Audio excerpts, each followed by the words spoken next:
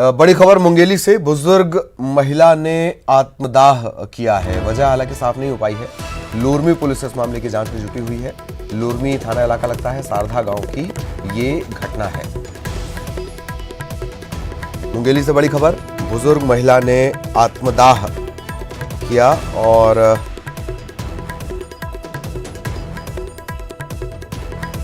वजह साफ नहीं हो पाई है कि आखिर ये आत्मघाती कदम इस महिला ने क्यों उठाया।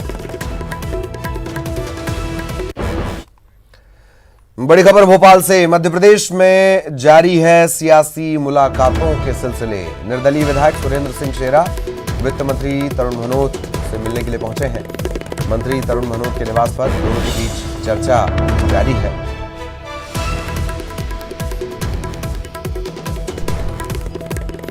ये तस्वीर आप देख रहे हैं, एक तरफ हम तस्वीर भी दिखा रहे हैं, एक तरफ सुरेंद्र सिंह शेरा जब पहुंचे थे तब की ये तस्वीर है, बेंगलुरु से जब पहुंचे थे। और उसके बाद ये ताज़ा तस्वीर इस वक्त आप एक तरफ देख रहे हैं, ये देखिए। ये तस्वीर भले ही एक ही तस्वीर आई है, लेकिन इस मुलाकात के कई मायने हैं, कई मायने निकाले जा रहे हैं।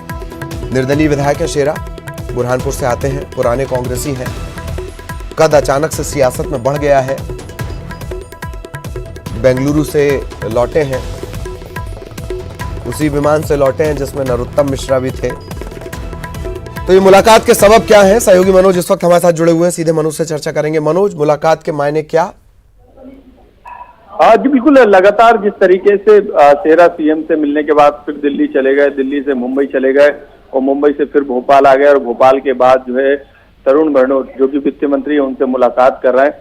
तो मायने कई निकाले जा रहे हैं, क्योंकि राज्यसभा के चुनाव है, ऐसे में कांग्रेस के लिए एक एक जो वोट है विधायक का वो महत्वपूर्ण है। और यही कारण है कि सरकार की लगातार कोशिश है और सीएम कमलनाथ ने भी शेरा से मुलाकात की थी और यही कोशिश है कि कोई भी जो विधायक है वो पाला ना बदले, क्रॉस वोटिंग उस दौरान न करे, ये कोशिश है। और इस कोशिश में सीएम कमलनाथ कहीं ना कहीं कामयाब भी हुए हैं। और यदि हम शेरा की बात करें तो शेरा को मुख्यमंत्री बनना है, ये बात उन्होंने खुद पहले भी कही थी, मांग भी उठाई थी उन्होंने सरकार के सामने। सीएम कमलनाथ से भी वो कई बार इस मसले पे मिल चुके और यही उनकी नाराजगी भी थी। तो जो कल जो शेरा का बयान आया था उसके तहत, उससे पहले जो बयान आया था, उन्होंने अपनी एक ही इच्छा मुख्यमंत्री के सामने रखी थी कि उन्हें मंत्रिमंडल जब विस्तार हो उसमें जगह दी जाए। पहले जरूर उनको आश्वासन सरकार की तरफ से मिला था, तमाम मंत्रियों ने उनसे मिलकर इस संबंध में बातचीत की थी। तो एक उनका मकसद है और इसी मकसद में कामयाब होने के लिए वो लगातार मंत्रियों से मिल रहे हैं, कोशिश कर रहे हैं कि उनसे जो वादा किया गया उससे सरकार मुकर ना हो। और यही कारण है कि लगातार मुलाकात के दौर जारी हैं और कई काम उनके क्षेत्र के भी हैं जो बजट में आने वाले हैं। बजट को लेकर भी वो काफी मुलाकात कर रहे हैं और अपने क्षेत्र के विकास को लेकर भी कई काम ऐसे हैं जो उनके क्षेत्र में होना है, इसको लेकर भी कई फाइलों के संबंध में जो है वित्त मंत्री से उन्होंने बताया जा रहा है कि आज जो है उनकी मुलाकात इस संबंध में भी। लेकिन जो मध्य प्रदेश में सियासी समीकरण बन रहा है उसके तहत ये मौका शेरा के लिए काफी अहम है और यही कारण है कि वो इस मौके को भुनाना पूरी तरीके से चाहते हैं। लेकिन सीएम कमलनाथ के साथ रहने का उन्होंने वादा कर दिया और सीएम हाउस में मुलाकात भी उन्होंने की थी। लेकिन मुंबई जाने के बाद एक बार फिर शेरा के भोपाल आने से सियासी हलचल जो है तेज हो गई है, कई मायने निकाले जा रहे हैं। लेकिन मंत्री पद की बात की जाए तो उन्होंने कहा था कि होली के बाद मीडिया से बातचीत की थी, तो बातचीत के दौरान ये कहा था कि मंत्री को लेकर जल्दी एक अच्छी खुशखबरी आने वाली है। तो ये कहा जा सकता है कि जिस तरीके से उनको आश्वासन मिले हैं तो मंत्रिमंडल का जब विस्तार होगा तो कैबिनेट में उनको भी जगह मिलेगी और जो तमाम जो काम उनके क्षेत्र के हैं, जो तमाम काम अभी तक नहीं हो पाए, विकास के कार्य हैं, उसको लेकर भी वो बजट में कुछ प्रावधान चाहते हैं, उसको लेकर वित्त मंत्री से मुलाकात आज कर रहे हैं। बजट में प्रावधान चाहते हैं, इस वजह से मुलाकात। एक बात और है मनोज के, जब से शेरा लौटे हैं और उससे पहले जब सीएम साहब अपने मंत्रिमंडल से मिले थे, तब से लेकर अब तक शेरा के इर्द गिर्द ज्यादातर तरुण भनोत ही नजर आए हैं। कोई खास वजह? जी बिल्कुल, जब 10 विधायक अचानक लापता हुए थे। उस दौरान तरुण भनोत की भूमिका काफी अहम रही थी और भनोत ने ही जो है विधायकों से मिलने के साथ 6 विधायकों के जो विधायक दिल्ली से लौटे थे उनके साथ तरुण भनोत, जीतू पटवारी मौजूद थे। हालांकि जयवर्धन भी लगातार दिल्ली में मौजूद थे, दिग्विजय सिंह पूरी मॉनिटरिंग कर रहे थे। तो ऐसे में जो तमाम कयास लगाए जा रहे थे उस पर विराम लगाने का काम किया है कमलनाथ ने।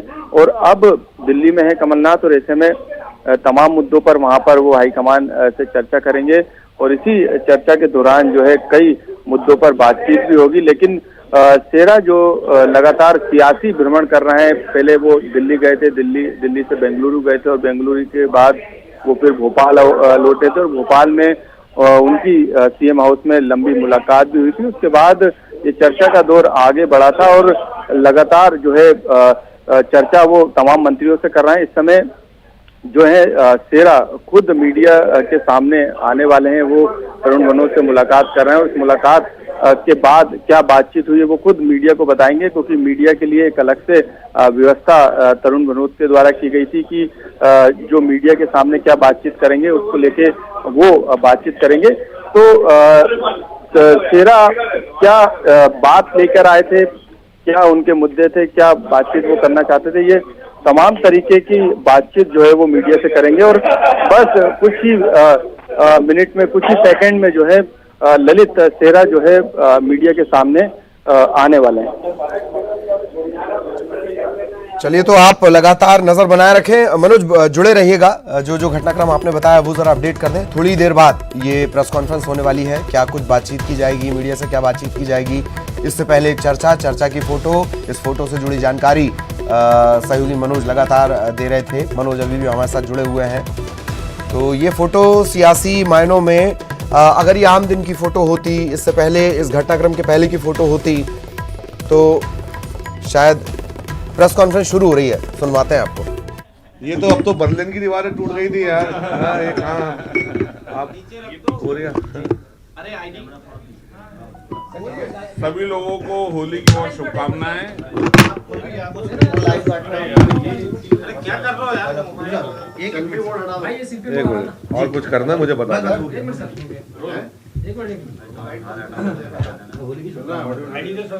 चलो स्टार्ट करें। चलो होली की शुभकामनाएं। मुलाकात हुई, क्या बात? अरे कैमरा पीछे करना, ये सबसे पहले जैसे कि आदरणीय विधायक जी कह रहे हैं, आप सबको और मध्य प्रदेश की समस्त जनता को, बुरहानपुर की जनता को बहुत बहुत होली की शुभकामनाएं। ये जो होली का त्यौहार है, ये हम सबके और आप सबके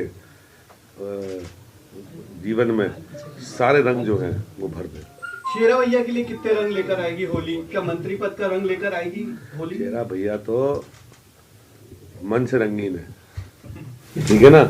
हमारे बड़े भाई हैं, आप उनकी बातें सुनते हैं, उनके साथ रहते हैं, आपको लगता है कि कभी शेरा के साथ रहे कोई और वो दो बिना मुस्कुराए, नाम लेके मुस्कुरा जिसके नाम से आ जाए, तो वो तो खुद सबके मनों में रंग भरते रहे। एक चीज से दुख है ना, लेकिन आप लोग मंत्री नहीं बना रहे। देखिए, फिर मेरी बात सुनिए, मैंने बार बार एक बात कहता हूँ, राजनीति में बहुत सारी चीज़ें ऐसी होती है और ये ऐसा मेरा मानना है, मैं बड़ी शिद्दत के साथ इस बात को कहना चाहता हूँ। हर वह व्यक्ति जो सार्वजनिक जीवन में है, जनप्रतिनिधि बनकर आता है, उसकी ये सोच होती है कि सबसे पहले उसके पास ऐसी ताकत आए कि वो अपने क्षेत्र के लोगों का भला करे, उसमें क्षमता है तो प्रदेश के लिए काम करे। और ये इसको मैं गलत नहीं मानता हूँ, ये किसी भी जनप्रतिनिधि के मन में अगर ऐसी भावना है तो ये बताती है कि वो कितना लोगों का काम करने के प्रति आतुर है और तत्पर है। अब कई बार परिस्थितियाँ होती है, बहुत सारे निर्णय ऐसे होते हैं जो किसी एक व्यक्ति के हाथ में नहीं होते हैं।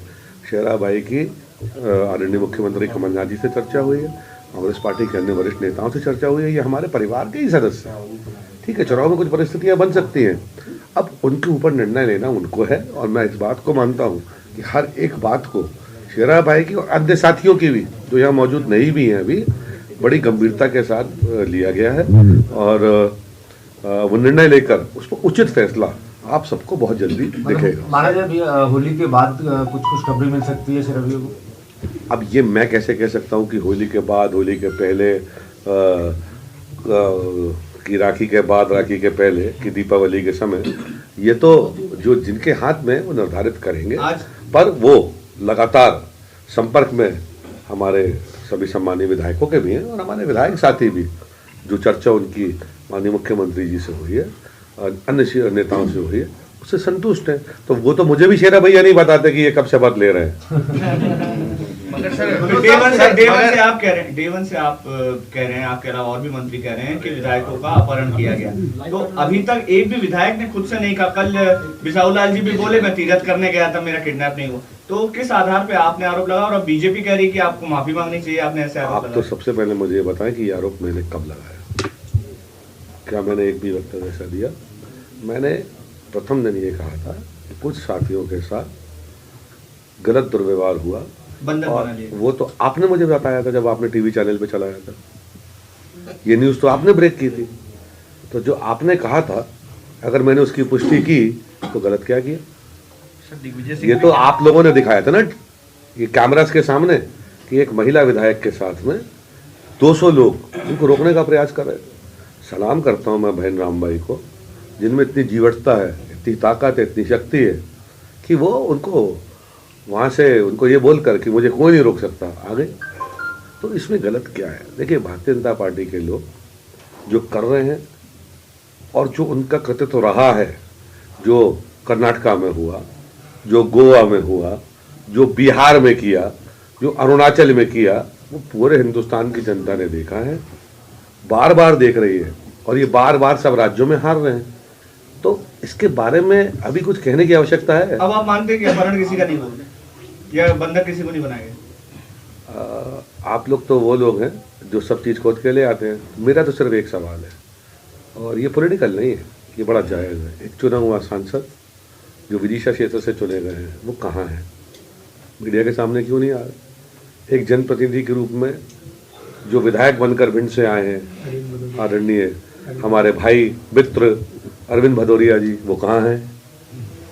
भारतीय जनता पार्टी के संगठन के महत्वपूर्ण सूत्रों में से एक आशुतोष तिवारी जी कहाँ हैं? ये मीडिया पे आकर क्यों नहीं बता रहे कि ये कहाँ पे तीर्थ कर रहे हैं, कहाँ पे पर्यटन कर रहे हैं, कौन से पारिवारिक काम से गए हैं, कहाँ पे ये इलाज कराने गए हैं? इनका इलाज करिए ना आप लोग, पूछिए इनसे।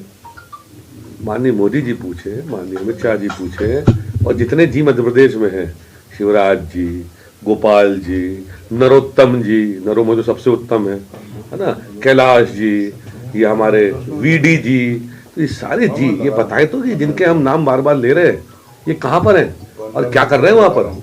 ये क्या पर्यटन में है, तीर्थ में है, किसी अज्ञातवास पे है, और कहाँ है? क्यों छुपे हुए हैं? कांग्रेस मानती है कि अपहरण हुआ था या नहीं हुआ था? कांग्रेस के मानने से नहीं, जो मध्य प्रदेश की जनता देख रही है, हिंदुस्तान की जनता देख रही है, वह सच्चाई है। जो आप मुझसे बुलवाने की कोशिश कर रहे हैं, शेरा भैया मेरे साथ में बैठे, मैं नहीं बोलूंगा। शुरुआत से ये कहा गया कि खरीदने की कोशिश की गई है विधायकों को। दिग्विजय सिंह ने भी आरोप लगाया, मुख्यमंत्री ने अपने पत्र में भी ये बात का जिक्र किया है, मगर विधायक कोई नहीं ये बात कह रहे हैं कि ये आप कैसे कह रहे हैं कि विधायक ये बात नहीं कह रहे? हमारे पास ही बैठे हैं। ये आप नाम क्यों ले रहे हैं शेरा भैया का? आपने प्रश्न किया, उत्तर मुझे देने दीजिए। कैलाश परमार जी ने क्या कहा? विजय राघवेंद्र सिंह जी ने क्या कहा? क्या वो चुने हुए विधायक नहीं है? हमारे अन्य विधायक साथियों ने क्या कहा कांग्रेस पार्टी के कि 30 करोड़ 35 करोड़ रुपए लेकर उनको खरीदने का प्रयास किया जा रहा है? तो जब हम ये बात कहते हैं तो आप नाम उनका लेते हैं जिनका नाम हमने नहीं लिया।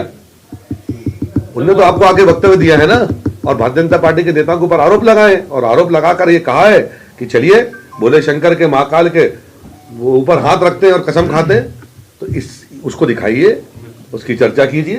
तो ये आरोप नहीं है, और ये हमने नहीं लगाए, ये दिग्विजय सिंह जी ने नहीं लगाए, ये हमारे सम्मानीय कांग्रेस पार्टी के विधायकों ने जब कांग्रेस के वरिष्ठ नेताओं को बताया तो उनने इस बात को कहा, और उनकी बात की पुष्टि उन सभी सम्मानीय विधायकों ने की जिनके साथ इस प्रकार का प्रयास किया गया। तो इसमें क्या गलत है? 2 विधायक कब तक आ जाएंगे जो बचे? शेरा भैया आप आ गए क्या बाहर? हम तो देख रहे हैं जल्दी से हमारे साथी हमारे साथ आए। आप कितने संतुष्ट हैं शेरा भैया सीएम से मिलके, तरुण जी से मिलके, आज फिर मिले आप? मेरा देखिए, कमलनाथ जी से मेरा रिश्ता जो है 32 साल पुराना है, और डे 1 से उनको मुझ पर विश्वास है, मुझे उन पर विश्वास है, और मुझे नहीं लगता कि जो बीजेपी कोशिश कर रही है वो कभी उस कामयाब हो पाएगी, क्योंकि यहाँ पर जो कमलनाथ जी का व्यक्तित्व है वो बहुत ही मजबूत व्यक्तित्व है, बहुत सरल व्यक्तित्व है और उनसे दूर कोई भी नहीं आना चाहेगा। और मैं तो आपको आपके माध्यम से बोल देता हूँ ये कि आप देखना आने वाले समय में बीजेपी के बहुत सारे विधायक कांग्रेस को ज्वाइन करेंगे। मैं दिल से बोलना चाहता हूँ, मुझे पता है ये बात। आपके संपर्क आपको ऑफर किया था? मेरे संपर्क में है कोई चर्चा और हुई, ऑफर हुआ? मैं उनकी ग्रीवेंसेस, उनकी तकलीफें मैं सुनता हूँ। जब मैं साहब के साथ बैठूंगा आदरणीय कमलनाथ के साथ बहुत जल्दी कि बजट सेशन का, तो उनको बतलाऊंगा कौन कौन से लोग आपसे उनसे जुड़ना चाहते हैं, उनके व्यक्तित्व को देखकर जुड़ना चाहते हैं। आप पे कोई दबाव था, कोई बातचीत हुई, आने का न्योता था, आमंत्रण, देखिए निवेदन? दबाव नहीं कर सकते कोई हम लोग पर। हम लोग सब इलेक्टेड प्रतिनिधि है, जीते हुए प्रतिनिधि है और हमारे साथ लोगों की भावनाएं ताकत है। हमको इतने इजी थोड़ा ना कोई हमको दबा दे। हम लोग आमंत्रण निमंत्रण ये भी बोला नहीं, ऑफर कुछ नहीं आया, मेरे से कोई बात नहीं हुई है। लेकिन कोशिश हम लोग जब विधानसभा मिलते हैं बार बार बोलते हैं कि शेरा भाई हमारी पार्टी में आ जाओ, हमारे साथ काम करो। कैजुअल सभी मिलते हैं, बोलते हैं। लेकिन तो पैसों का ऑफर नहीं, पैसे का मेरे कोई ऑफर नहीं दिया है और ऐसा कुछ भी संभावना नहीं है कि उन्होंने कोई बंधक बनाया है कि दबाव आया है, ऐसा कुछ भी बात नहीं। आपके साथ एयरपोर्ट पर भी जब आप आ रहे थे बेंगलोर से, तो हाँ वो मेरी समझ में नहीं आया कि मुझे डिले क्यों किया गया, मुझे समझ में नहीं आया। कुछ लोग थे कर्नाटक के और सही बात है, वो 2 बार मेरी कार को रोका गया, इससे मुझे डिले किया गया एयरपोर्ट जाने से। बस आप कर्नाटक खुद से गए? हाँ मैं तो खुद ही कहता ना। देखिए मेरा एक बात का कहना है, आप इस बात पर चिंतन कीजिए कि ये क्यों हो रहा है। भारतीय जनता पार्टी को अपना जनाधार और जमीन मध्य प्रदेश में जो 2018 में जनता ने उनको सबक दिया, उसके बाद ये समझ में आ रहा है कि लगातार और खिसक रही है। और ये मैं बड़े दावे के साथ इसलिए कह रहा हूँ, माफिया के खिलाफ कार्रवाई, आरोप ये लगा के कांग्रेस चुन चुन कर रही है। आज तक एक नाम भी ऐसा दिया गया कि जो गलत आदमी के ऊपर कार्रवाई हुई। शुद्ध के लिए युद्ध अभियान चालू किया गया, आम जनता को राहत मिली। मैं आज के अखबार पढ़ रहा था, न्यूज देख रहा था, उसमें यह आ रहा था कि हिंदुस्तान में कैंसर का खतरा एक सुनामी के रूप में आने वाला है अगर हमने ऐसे लोगों के ऊपर कार्रवाई की। हमने मठों और मंदिर की जमीनों पर जिन माफियाओं ने कब्जा किया हुआ था उनको वापस कराया। महाकाल के मंदिर के लिए 350 करोड़ रुपए की राशि कमलनाथ जी की सरकार ने दी। मर्यादा पुरुषोत्तम भगवान श्री राम के वनगमन पथ का निर्माण का काम शुरू कराने माननीय कमलनाथ जी की सरकार जा रही है। कहते थे मामा, करते नहीं थे।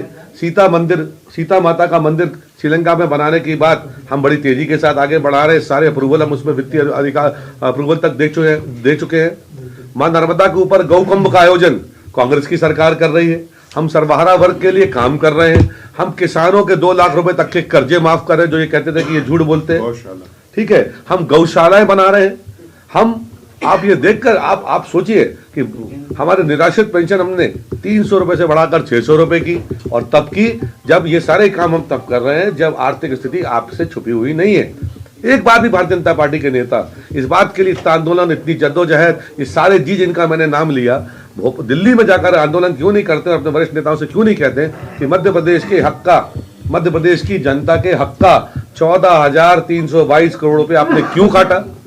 सरकार गिर जाएगी, अस्थिर है सरकार, इसका समर्थन नहीं है, ये बाहर जा रहा है, इनमें युद्ध हो रहा है, इनमें अंतर्द्वंद है। ये कौन सी राजनीति की बात आप कर रहे हो? जो सरकार हर वर्ग को मध्य प्रदेश के राहत दे रही है, उससे आपके पेट में दर्द क्यों हो रहा है?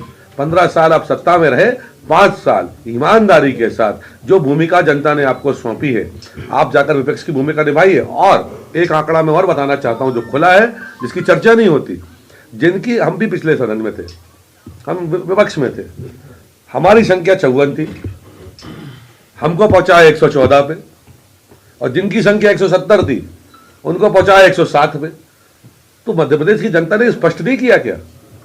आपकी सीटें 170 से 107 हो गई, हमारी सीटें बढ़कर विधानसभा में 54 से 114 हो गई। तो किसके साथ जनमत है, किसके ऊपर विश्वास है? माननीय कमलनाथ जी की सरकार 5 साल मध्य प्रदेश में चलेगी, ईमानदारी के साथ काम करेगी।